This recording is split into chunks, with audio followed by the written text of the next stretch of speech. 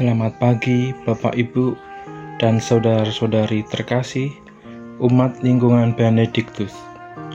Hari ini Jumat 30 Juli 2021, hari biasa pekan ke-17. Bacaan pertama, hari-hari Tuhan yang harus kalian rayakan dan kalian kuduskan. Pembacaan dari kitab Imamat. Tuhan bersabda kepada Musa, "Inilah hari raya yang ditetapkan Tuhan, hari-hari pertemuan kudus yang harus kalian maklumkan masing-masing pada waktunya yang tetap. Dalam bulan yang pertama, pada tanggal 14 bulan itu, pada waktu senja, ada Paskah bagi Tuhan. Dan pada hari yang ke-15 bulan itu adalah hari raya roti tidak beragi. 7 hari lamanya kalian harus makan roti yang tidak beragi. Pada hari yang pertama, kalian harus mengadakan pertemuan kudus. Janganlah kalian melakukan sesuatu pekerjaan berat. Kalian harus mempersembahkan kurban api-apian kepada Tuhan 7 hari lamanya. Pada hari yang ke-7, haruslah ada pertemuan kudus. Janganlah kalian melakukan suatu pekerjaan berat.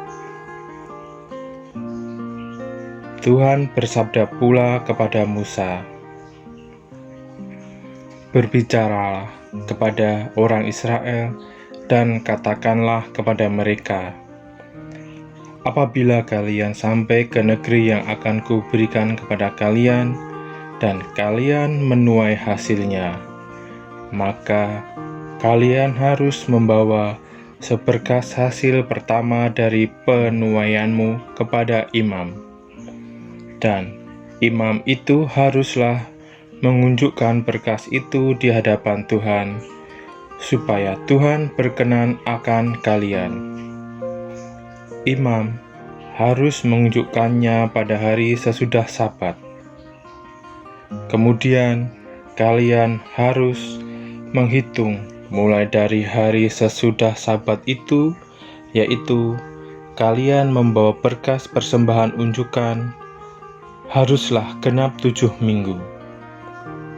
Sampai pada hari sesudah Sabat yang ke-7 harus kalian hitung 50 hari. Lalu kalian harus mempersembahkan kurban sajian yang baru kepada Tuhan. Akan tetapi tanggal 10 bulan ke-7 adalah hari perdamaian. Kalian harus mengadakan pertemuan kudus dan harus merendahkan diri dengan berpuasa dan mempersembahkan kurban api-apian kepada Tuhan. Hari yang ke-15 bulan ke-7 itu adalah hari raya pondok daun bagi Tuhan. 7 hari lamanya. Pada hari yang pertama harus ada pertemuan kudus. Janganlah kalian melakukan suatu pekerjaan berat. 7 hari lamanya kalian harus mempersembahkan kurban api-apian, dan pada hari yang ke-8 kalian harus mengadakan pertemuan kudus dan mempersembahkan kurban api-apian kepada Tuhan. Itulah hari raya perkumpulan. Janganlah kalian melakukan suatu pekerjaan berat. Itulah hari-hari raya yang ditetapkan Tuhan, yang harus kalian maklumkan sebagai hari pertemuan kudus untuk mempersembahkan kurban api-apian kepada Tuhan, yaitu kurban bakaran, kurban sajian, kurban sembelihan, dan kurban-kurban curahan setiap hari, sebanyak yang ditetapkan untuk hari itu." Demikianlah sabda Tuhan. Syukur kepada Allah.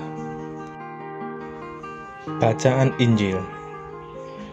Bukankah dia itu anak tukang kayu? Dari mana diperolehnya semuanya itu? Tuhan sertamu, dan sertamu juga. Inilah Injil Yesus Kristus menurut Matius. Dimuliakanlah Tuhan.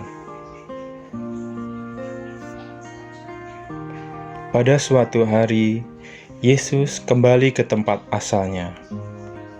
Di sana, ia mengajar orang di rumah ibadat mereka. Orang-orang takjub dan berkata, "Dari mana diperolehnya hikmat itu? Bukankah dia itu anak tukang kayu? Bukankah ibunya bernama Maria dan saudara-saudaranya Yakobus, Yusuf, Simon, dan Yudas? Dari mana diperolehnya semuanya itu?" Lalu mereka kecewa dan menolak dia.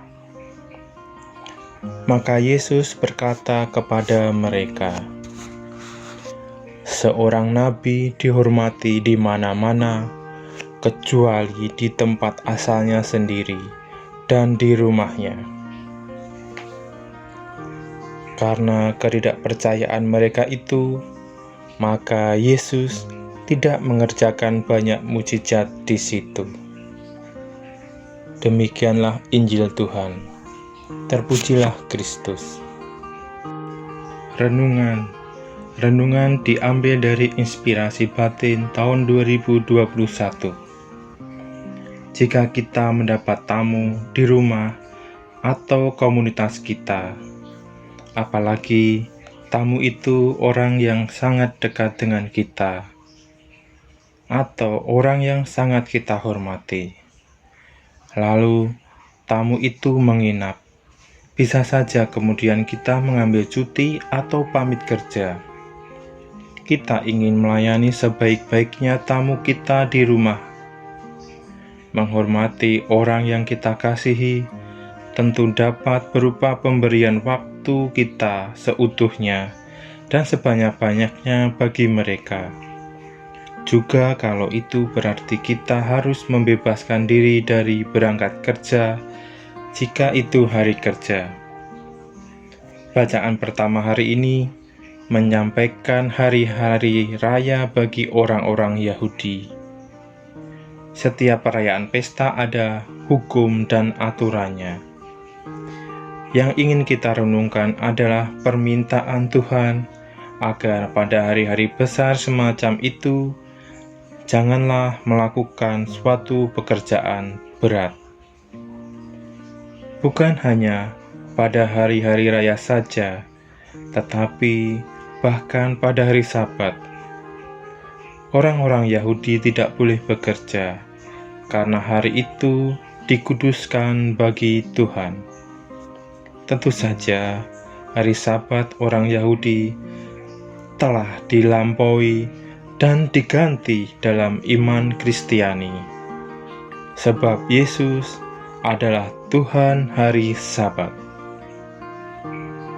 Bagi orang Kristiani, justru hari Minggu, yakni hari pertama dalam pekan, menjadi hari yang kudus. Karena pada hari itu Tuhan Yesus bangkit.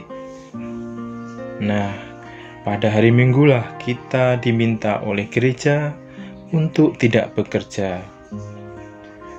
Para Bapa Konsili Vatikan II mengajarkan bahwa hari Minggu itu pangkal segala pesta, hari untuk kesalehan kaum beriman, hari kegembiraan, dan bebas dari kerja.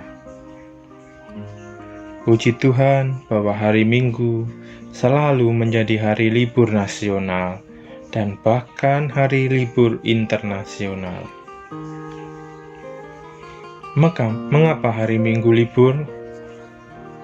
Hari Minggu libur bukan sekedar agar kita dapat istirahat dari kerja, lalu tidur-tiduran atau malas-malasan di rumah, melainkan agar kita mempunyai waktu bagi Tuhan. itulah hari untuk misa kudus dan berjumpa dengan umat beriman lainnya. Membebaskan diri dari bekerja berat atau tidak melakukan pekerjaan kantor atau bisnis pada hari Minggu sangatlah dianjurkan. Kadang-kadang memang ada pekerjaan yang justru padatnya pada hari Minggu, tetapi itu semua tidak membebaskan diri dari kewajiban untuk menguduskan hari itu bagi Tuhan, untuk mengikuti misa kudus, entah pada hari Sabtu sore atau malam, atau Minggu pagi. Lebih jauh lagi, sebaiknya kita ke gereja untuk mengikuti misa kudus dan tidak bekerja pada hari Minggu hanya karena kewajiban, tetapi didorong oleh kasih kita yang ingin bersyukur kepada Tuhan yang telah menganuriakan begitu banyak berkat selama seminggu ini. Sekali lagi, jika bagi saudara yang bertamu di rumah saja kita akan memberikan waktu sebanyak-banyaknya, mengapa bagi Tuhan tidak kita lakukan juga, bahkan dengan segenap diri, jiwa, dan hidup kita?